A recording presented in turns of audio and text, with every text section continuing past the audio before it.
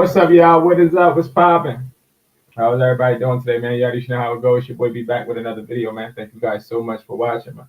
Thank you guys so much for watching. I know I love y'all like a fat kid love cake, right? All right. So we have a few things we can talk about. Real quick. Like let's light the candle real quick. So maybe we're gonna talk about a few things. Um, this is going to be a video where I'm going to talk about unbanning because this is something that has been asked a few times and I want to get to it and address it because, again, I care about all of your questions, concerns. I'm going to address a person that sent me a fake phone. Um, I'm also going to talk about the price list. Guys, if you buy the price list, let me go. Let's just do some housekeeping. If you buy the price list, okay, and I'll have my team work on this too and giving better instructions. But if you buy the price list, perfectly fine, right? Like you get the price list, you just need to download the price list. When you open it, it's going to ask you to hit a button that says request access. Once you hit request access, there's somebody that is just going to automatically get you in, okay? So that's sort of kind of how the buyer price list works. It's easy for you to get into. You just have to make sure that you request the access. Why? Well, unfortunately, I was doing YouTube and I was going over the price list and people were trying to hack into the price list to get it free, regular stuff, right? Like people always got to mess stuff up. So that's just some housekeeping, okay? Price list, 50 wholesale buyers, of course. All right, I don't even want to talk about that right now because we're going to be talking about unbanning. Now, what else? So when it comes to you being banned, I just want to make this very, very clear. Okay, there is a difference between being banned and restricted. All right, if you still have access to your eBay account 9 times out of 10, 10 times out of 10, you're restricted. eBay may have sent you an email saying, hey, your seller's health is down, your seller account health is down, and they'll start talking in that type of verbiage, letting you know that you got to step it up, right? That is when you're about to get restricted. Being banned is when you don't have access to your eBay. You can't sell on the eBay, of course, because you don't have access. Not being able to sell on eBay, but having access just means your selling privileges are restricted. You can follow this step also, okay? But it's a difference, right? Now, I do have services and products, of course, where I can help you get unbanned. You can also book a call, 15, 30, or an hour, obviously. But I'm going to give you everything in this video so you don't need me to do that, okay? Because I'd rather you, and I told you guys all this, I'd rather you keep the money in your pocket and you make that money flip, make that money make you more money, and hit me up if you need me, right? So, number one, being banned is something that you're going to have to address with eBay first if you want to figure out why. I think it's important for us all to figure out why we're banned. I come across a lot of people that are banned and they don't even know why. Or if they're banned, they are jumping to a conclusion. Oh, I'm banned because of AirPods, but you don't necessarily know that to be true. You're just insinuating, but insinuating that is not going to make sure it doesn't happen again, right? So you want to make sure you figure out why. So I would really urge everybody to email eBay and be like, yo, like, what's going on? Why am I banned? And 9 times out of 10, 10 times out of 10, I know I keep saying that, is they already contacted you and sent you an email letting you know you were banned, but you didn't look at that email, okay? The reason people get banned because of them selling crappy AirPod reps, crappy Max reps, them not fulfilling orders, and that sort of kind of brings me into a point. So I am a very, no, I'm not even going to get into that yet. So yeah, that's how it works, right? You just have to make sure that you are doing good business, shipping products, making sure you're fulfilling orders, okay? And once you do that, you're going to be good, right? Like you want to get as many positive reviews as possible. If you don't ship out the products, if you're over doing your quantity and you don't have the inventory in your possession, don't list. Don't list the product if you don't have it yet. Okay? That's what a lot of people do, and it screws them up, right? They try to drop ship from Alibaba. Now I even got people that's like, oh, yeah, I ordered this product and I'm trying to drop ship. That just shows me that you're scared. You don't think that you're going to sell, so you're 1 foot in, 1 foot out, and then you get upset when customers want a refund because they want it to be shipped immediately. Now, when is it okay to drop ship? I told you guys it's okay to drop ship when it comes to you doing it during the holiday season, yes, but we have some people doing it irresponsibly, and we'll talk about that later. But these are all reasons why you can get your account banned, right? So, and also not answer messages in general. Okay. Now, when it comes to getting unbanned, I have a question that somebody asked me that I want to put up on the screen. Okay. So let me pull this thing up so that we can actually answer this together. Okay. We're going to go to the Discord. So if you're not in the free Discord, get in that Discord. You can direct message me. My direct messages are open, of course. Now you also can talk in the regular chats. We have a bunch of chats. Okay. But hey, let's go to the first question. Where did it? Okay. Hey, so I remember in one of the videos on YouTube that while making a business stealth account, you can use the last four of the tax ID for the social. When registering for a business eBay account, so it won't be linked back to a banned person. Whoa. I've never said that. No, that's not true. No. What the heck?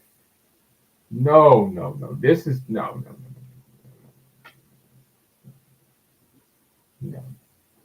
No. Let's respond to this. No. This is not true. You need to create a business eBay and use the EIN to create the account, right?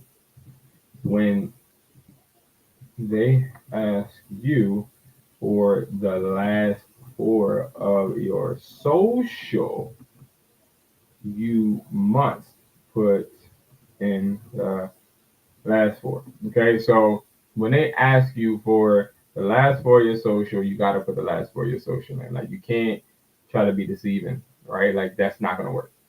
That ain't gonna work. That ain't gonna hunt. That dog is not going. That ain't gonna work. Don't do it. I'm telling you, I don't do that. Don't use the last four of um, the EIN for your social. That is going to effectively still get you banned. Okay, so to answer that question, yeah, no, that would not make any sense. It looks like because you're calling them stealth accounts. I don't call them stealth accounts. I just say you're getting unbanned. Stealth accounts to me don't even necessarily have to be your accounts in general, right? These are physically your, well, virtually your accounts. Like they're with your business. So when you are creating them, these accounts are going to be in your business name. A stealth account can be in somebody else's name. It's a bunch of different type of stealth accounts out there. So I wouldn't identify. I do see that you consistently identify it as that, and I think that that is an issue because you're confusing like somebody like me. Because when you say, "Hey, I'm about to buy stealth accounts," which I think you're about to say right here, "Hey, the live won't show up for me." I'm not sure what you mean by that. Also, question: I'm looking into buying cheap stealth accounts because I'm running out of people who let me use their identity. It's crazy word. Why don't you just create? Why don't you just create a business account, like a business eBay? You can have as many eBays as you want. If I buy an account from Pakistan or some other country, will they get banned once I ship from the US? Absolutely. The guy trying to sell it to me is saying no, but I can't find a clear answer on it. So I'll tell you my experience. If you are buying an account, which I do not recommend ever doing, Like there's no legitimacy in that, right? Like they can always take their account back. There's no contract. And you might be like, well, I paid for it, but that doesn't necessarily do anything. That doesn't mean that anything in eBay's language, right? Like, hey, eBay, this is my account. Well, it's using this person's social, so it's theirs. Well, I paid for it. Don't work like that. So, I wouldn't recommend anybody doing that. I think that is quite counterproductive as well. Okay. I think that is, in some sense, illegal. So I wouldn't do that. All right. And what I will say is when I checked, because I shipped, so somebody shipped, matter of fact, out of they were using a VPN in the States and then they shipped from another place. And I believe eBay did restrict their account or they just took it down. So I wouldn't do that. I don't think that would be smart. Don't think that would be smart. All right. So, all right, moving on. Now, what we're going to do is we have another question, but I want to just say this, the steps. Okay. Boom. Let's say you're banned from eBay. You go. You appeal first. Next, you go and you create an LLC. So irs.gov is where you're going to go. Okay, to create your EIN. All right. Or if you don't want to do it this way, create a EIN and look for irs.gov and apply. Now, it won't work because they're only open on Monday through Friday. Not going to be this Monday, obviously, because it's a holiday. Okay. Once you get that EIN, you're going to get paper. The paper going to have your EIN on it. You go and say, create eBay business account. Okay. You're then going to hit this. You're not going to hit personal. Now, this is what I think the person was talking about. He's like, well, if I use this is crazy work to me. If I use the last four of my social, of the EIN with that high, that really wouldn't. It's not going to work because that's not how it works. You would want to go to business, put in the business name, the business registered address, how the business is registered or where it's registered. And that's why I tell you, you could do this in any country, just about any country that's on here. Okay. Because you all have some type of business entity or business type in your country. Okay. Once you do this, you want to make sure the next hurdle you're going to have is the phone number. You can use a texting app where they make you pay. Like I think Text Now. I haven't used Text Now in a long time, but I think Text Now even does it where it allows you to get a number. It won't be the free number, but it allows you to get a number where you can actually start getting like those codes sent to that number. Okay, like you need some type of secondary number. Now, after the number, the next hurdle is going to be the fact that you need to make sure your registered business address is not the address where you're banned. You have to make sure that. Then you got to make sure that the bank account number that you're using is not the same as on the account you were banned. And that's it. Just make sure you're using a different Wi-Fi, a different device. I don't think you should go and buy. I didn't even know you can do that. Buy somebody else's account. I would never do that because if I make $1 million on that account, that person can just take it at any point in time. And you might be like, well, no, they can't. Yes, they can because it has some form of identification for that person. Okay? No, just create a business account and get unbanned. All right. Boom. Moving forward. Okay, this is not going to be too long now. All right, moving forward. We have a direct message that we will be responding to. Okay. Now, this direct message, let me see.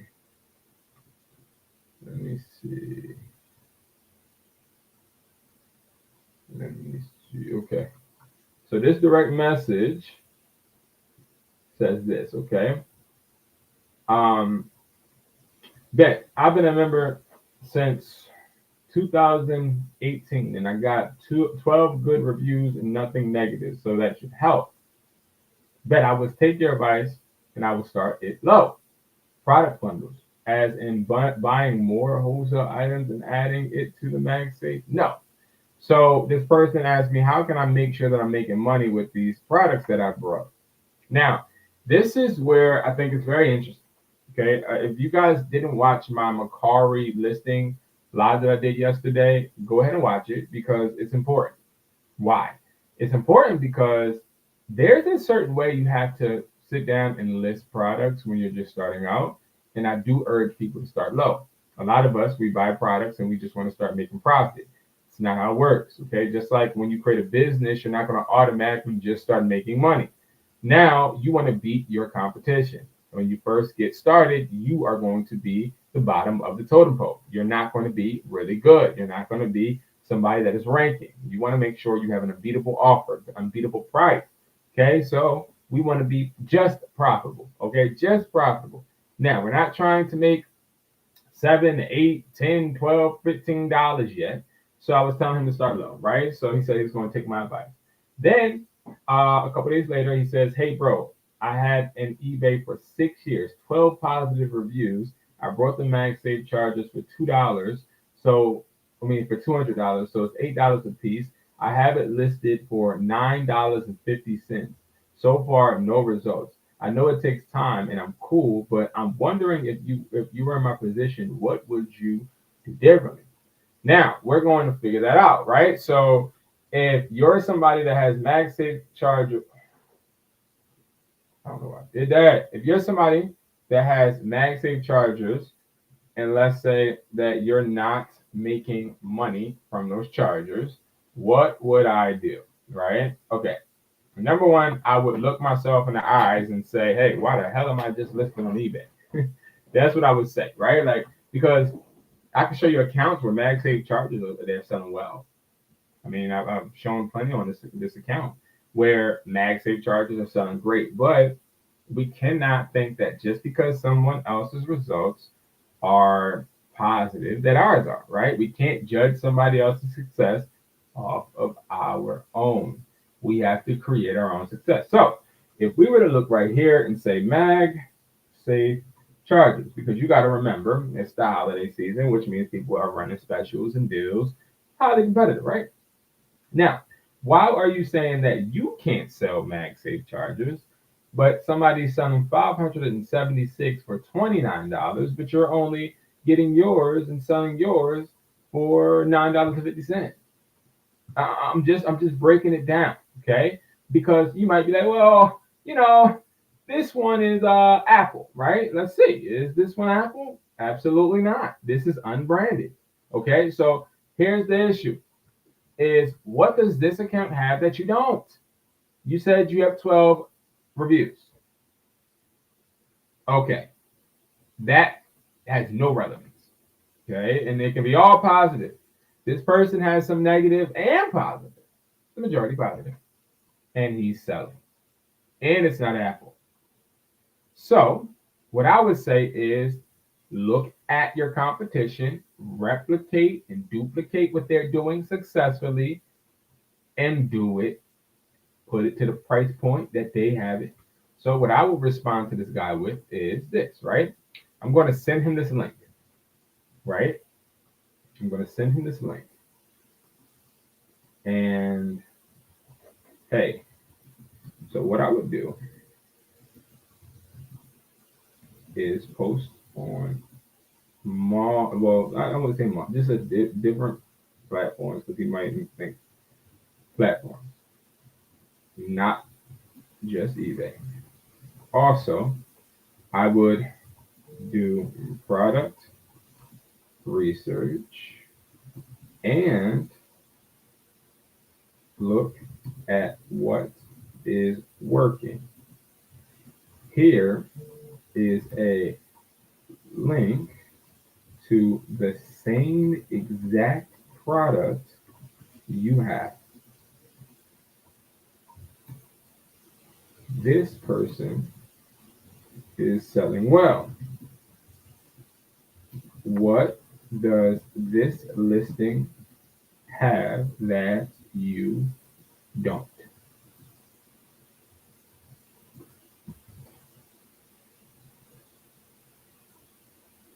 Can you? Oh yeah, you can. Right? So that's what I was saying, right? What does this listing have that you don't? And the real answer is a higher price. So I would probably change the price to high. Maybe I was wrong. Maybe you should start high. It all really depends on what is working for you. That's it. What works for you.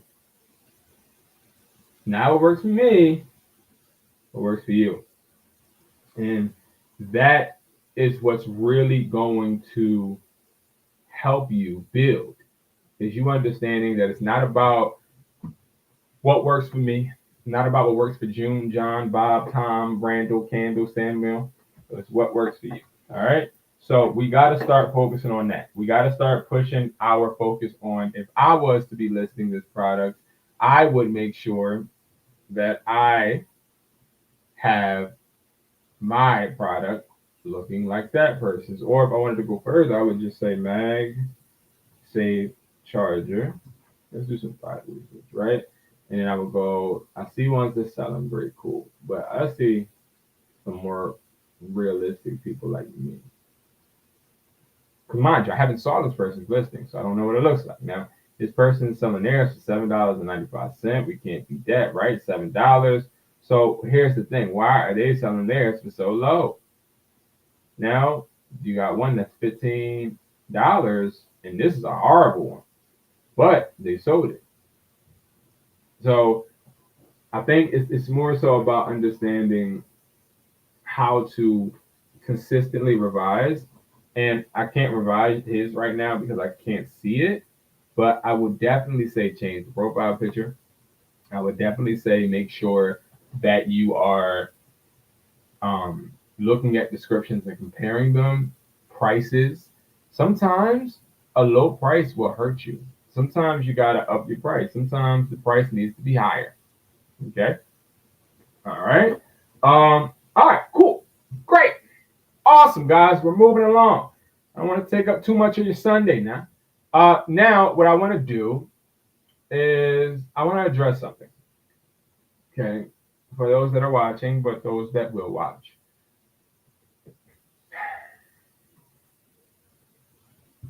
I had somebody send me a fake iPhone this week. And that bothers me.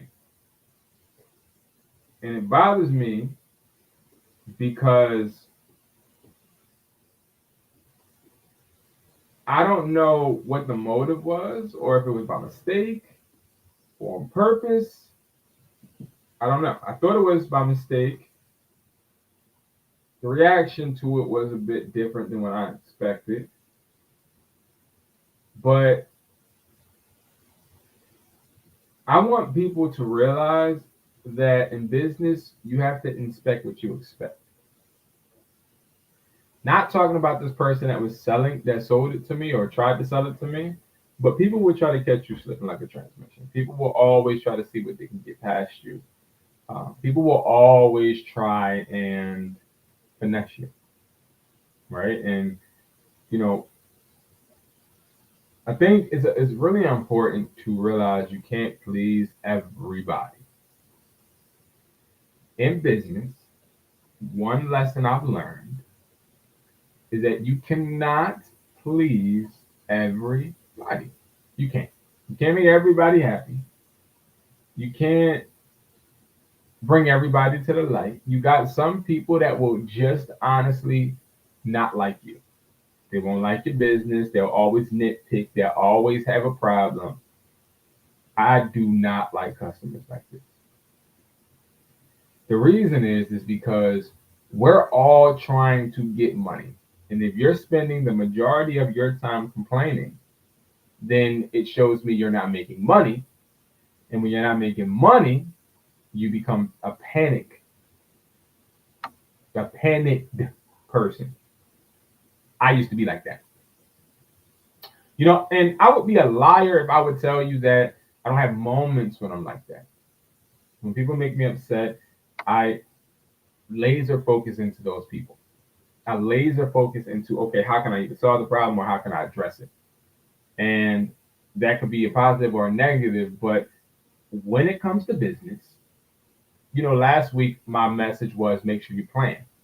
This week my message is, and I said that plan, I said make sure you plan on Sunday. And this Sunday, I'm telling you right now, yes, you can make sure you plan, but you're always going to have stuff that does not work and stuff that just does not pan out in your favor. But when you panic and when you start actually pillow talking and when you start actually burning your bridges, you are starting to become a poison to yourself. There's a lot of things in business that happen that I don't like, right? Like there's a lot of things with my partners that happen that I don't like, right? I just put out on a LinkedIn post that, and my LinkedIn is connected to, you know, certain people, like people that actually can put money or take money out of my pocket. And I put on there basically that I am no longer partnered with a old partner. And I addressed it head on. I communicated it. I didn't insinuate, nor did I go and talk to somebody else in the inbox. Why is that important? I think it's important because I don't get upset or mad when people do it. I don't get upset and mad when I see a hustler do it. I think that we always, some of us, as a matter of fact, I won't say we, some of us, we avoid confrontation because we're afraid of what it can result in. And we're also, it could be bring back trauma. Run towards it. Run towards confrontation. I would tell you something. Like I started to feel a lot better as a person when I stopped avoiding confrontation. And I'll lie and say sometimes that you know, if I was to say every single situation I've ever had in life or ever have in life currently, I just go towards, it's not true. But like you have to be a superhero to your business, and superheroes are like, let's say what a superhero is in real life, like a cop or a firefighter or maybe a ambulance driver. Like those people are like heroes, right? So they run towards the fire, not away. And you have to be a superhero to your business. If your business is affected by someone else's decisions and you are effectively trying to vent or frustrated or trying to get it resolved, why would you run away from it? I have people that I've worked with in the past that they're all, yeah, we're going to do this and we're going to do that and we're going to be great until it stops benefiting them. And while I understand how you want to have people close to you that you benefit off of, like I've been telling you guys, that's me. Hey, I'm the top one. If we gonna be friends, I gotta benefit off of you. But I will tell you this, I gotta benefit off of you, but I can't keep benefiting off of you and not giving you something in return. And what I mean by that is, let's say I have a hustler, right, that is doing a service with me. And let's say they're doing Mercari automation. They're doing Mercari automation. The first thing is, oh, well, I don't want to just do Mercari automation. Can I do eBay automation too for free? All right, cool. Right? Then it's, oh, well, you know, I'm going to promote my listings too while I'm doing automation and don't tell nobody. And then now I got all these orders. And now I'm prioritizing the orders. I changed the shipping and handling time to let nobody know. I did all this other stuff. But Brandon, you're to blame. Right?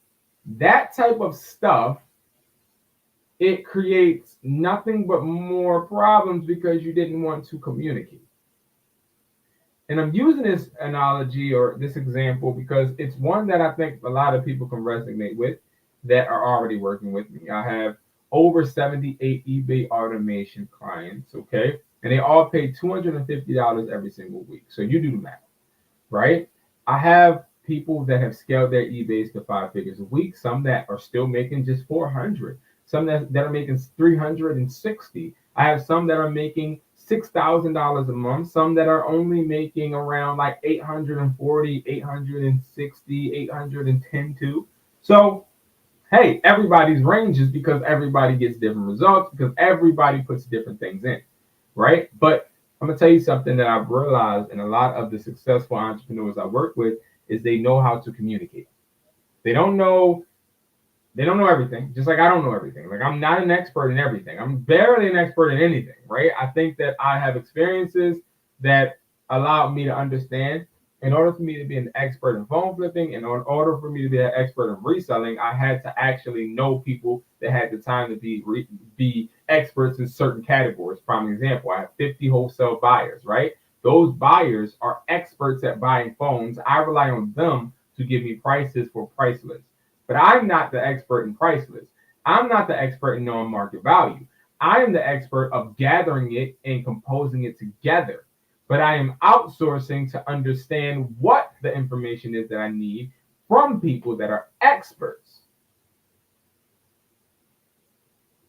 And I think that's where we all fail sometimes, is we walk around like complaining billboards and throw pity parties for ourselves, waiting for somebody else to give us a shoulder to cry on. I'm never going to be the person to give you a shoulder to cry on when you tell me you want to be great. Because greatness, and I've learned this, right? Because I've looked for shoulders to cry on and didn't have any. But when I sat there in the room with the four walls, depressed as a motherfucker, alone by myself, having to deal with the mistakes in the bed that I've made, I've realized that I came up with some of the best ideas, some of the most raunchy, clear-cut critiques about myself, and I've been able to make it through. Like I was able to walk outside that room, right? Like I wasn't stuck in the room. The room didn't stay dark. The sun did come up. And to those that are having problems, whether it's with business or your bills, it's not okay. And I would tell you, you will burn a lot of bridges when you are just an angry, lonely, and this doesn't have to be combined, angry or lonely or frustrated or not happy or sad person, and reflect it onto people you work with. I've met people that are strong under pressure, and I've also met people that crumble under pressure. I would say I'm sort of kind of in the middle. I don't crumble under the pressure, and I'm not the strongest under the pressure. It all depends on what type of pressure it is. Because I have trauma in my life that I've dealt with and things remind me of. And I would be lying if I was to get on this camera and make it seem as if I am just a finished product and I'm just the strongest guy ever, right? But I sit in my shit. I accept my shit. And I am here to call you out. If you are somebody that has done more complaining than executing this week, I'm calling you out. If you're somebody that instead of going to the source, you go to the outlet, I'm calling you out. If you're somebody that's like, oh man, like I hate this job, but you won't tell it to your boss in a professional manner, I'm calling you out. You are pathetic because you are cheating yourself from getting or having an uncomfortable conversation that could help you, not just with your business, but with you overall. Having tough conversations is a part of being a boss. Having a tough now, when I say you are pathetic, I want to make this very clear. You are pathetic if you are telling me right now you want to be an entrepreneur, you want to own your own business, you want to have this and that company, but you can't sit down and talk to somebody and say, hey, man, listen, bro, like, I know we in a partnership, but I don't feel like you holding your hand. I don't think that you're doing your part. I don't like the way that you are producing right now. It has changed. We need to reevaluate our partnership. If you have problems effectively communicating, you're not a boss. When I first started my first store, forget that. When I had my first company, it was a modeling agency, right? And I remember it vividly.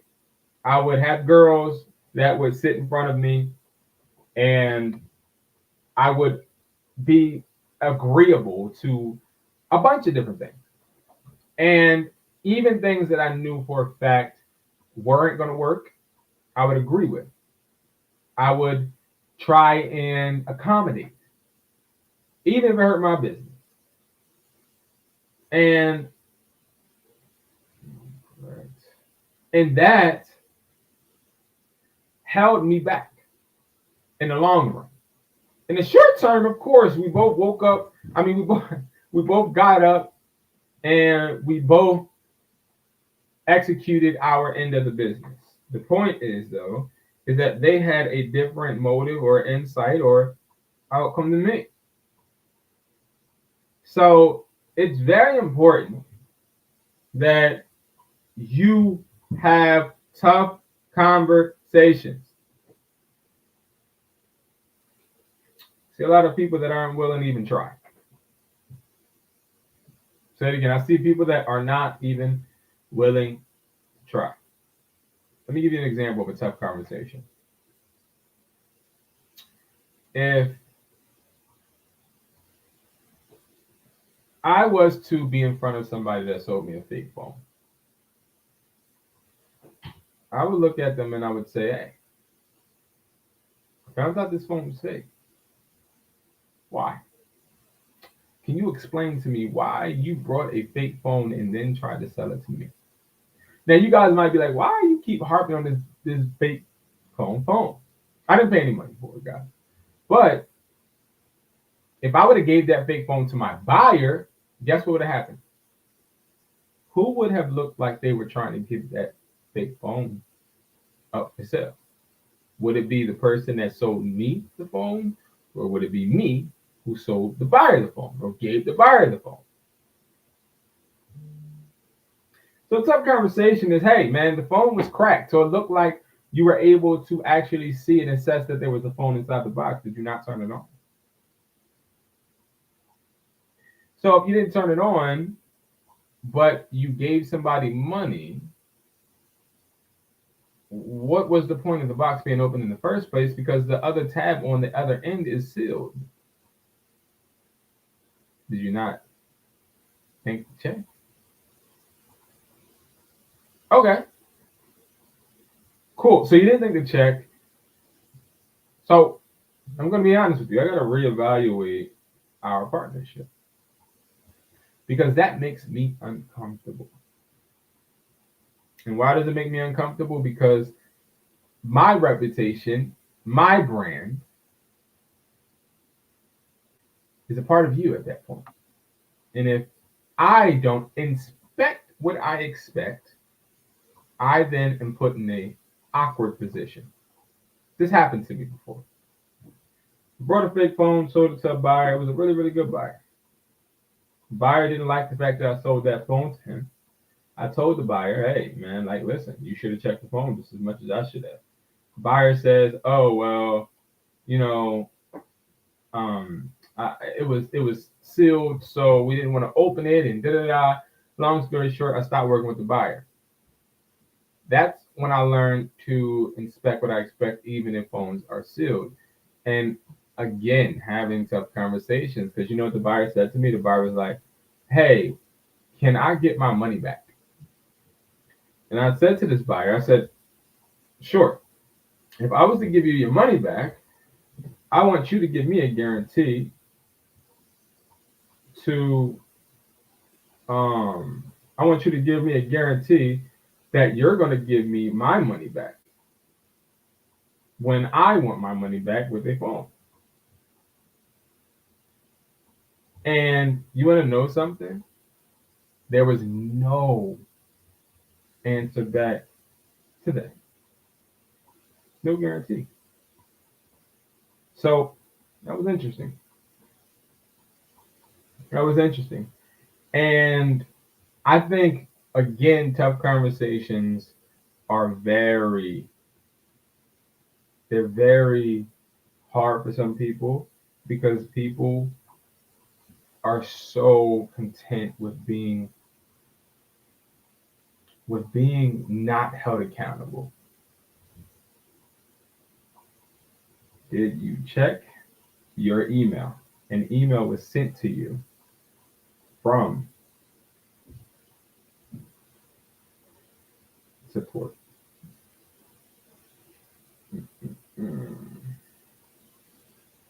So yeah, I think that it's a interesting thing when we don't want to talk and tell people how it is. I really do. So again, guys, have tough conversations. I'm about to get off because I have to have another one, another tough conversation. If you're talking to somebody, when I first started, I didn't want to fire nobody. I didn't want to make people do what I asked them to do. If they didn't do what I asked them to do, it was more like, oh, okay, well, Timmy, I need you to go out on the sales floor and I need you to sell for me because I don't want to have to close my store, buddy, please. And it didn't work. People don't respect you when you can be stepped on. People don't respect you when you won't speak up. People won't and that's the thing. Like people won't respect you if you don't respect yourself or respect your energy and the people you allow around you. And I will continue to do that, no matter if people like it or not, because that's a part of business, right? When I'm in my business mode, I'm not in my personal mode. I'm not into like caring about feelings more than I care about the business that I've actually sacrificed my life for, right? Like when I mean life, I'm not saying literally, like, but I'm saying my life, my time, my space, my energy. Like when I put in all of this time, I'm not going to not hold people accountable because I want them to feel good. It was sent to you the day after you sent this message. So yeah, I just think that it's interesting. I think that it's very interesting. And I also feel like that is what's holding a lot of entrepreneurs back or people that want to be entrepreneurs because you want to sound tough and hard and all that. Trust me, broski. Like we could take it there and we could be this and be that. Somebody going to get hurt and that's just it. But nah, it's a different type of power when you can use your voice and you can use your mind to have a conversation that may piss somebody off, but you guys both walk away safe. It's a different type of power when you no longer allow people to invade your space in an ineffective way or disrespect or discredit your business. I have a bunch of people that try that every day. Because of course, like you work with a lot of people, obviously some people are gonna just follow some people, oh, hey, like I got the phone flipping academy from you and yeah, we're on a call now, but I don't know why I can't get any phones. Oh, okay. But did you do this? Did you? Well, no, I didn't do that because like if I make 10 offers, it's just not gonna work. Well, did you try it? No, I didn't try it. I don't want to try it. I just like what? Okay. And I think that's when I learned all money isn't good money. I learned that like 2 years ago. Because there's a lot of people that want to work with me that I know for a fact can't work with me because they don't have what it takes. And sometimes some people get through and work with me and they don't have what it takes because what it honestly takes is me holding myself accountable and my team accountable and you holding yourself accountable. And if you have a team, your team accountable. I'm not perfect in no form or fashion, but one thing you ain't gonna say is that I duck any smoke. I don't duck no smoke. If there is a fire alarm going off, I'll run towards it with you, broski. But don't you dare act like, prime example, if the terms say, hey, if you cancel a service without letting somebody know prior, then we won't do any more work with you.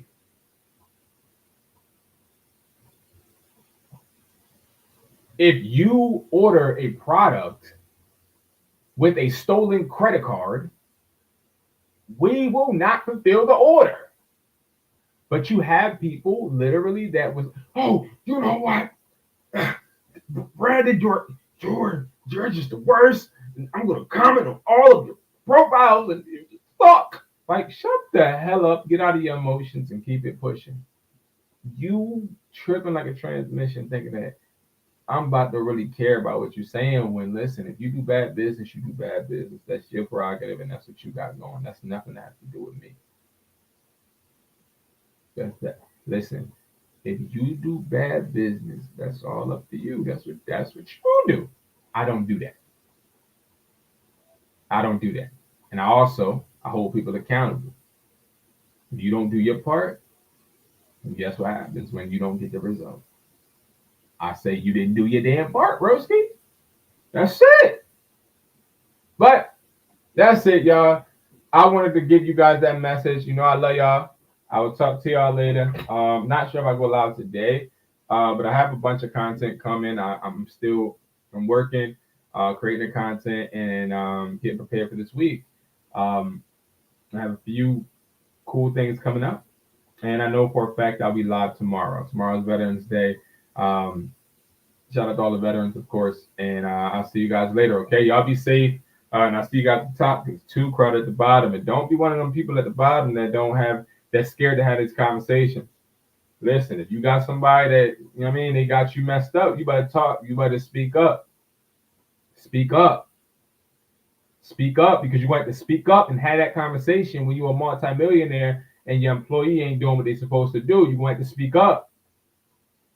When you own that business and you start outsourcing and hiring people and they not holding their part, holding their end, you're going to have to speak up.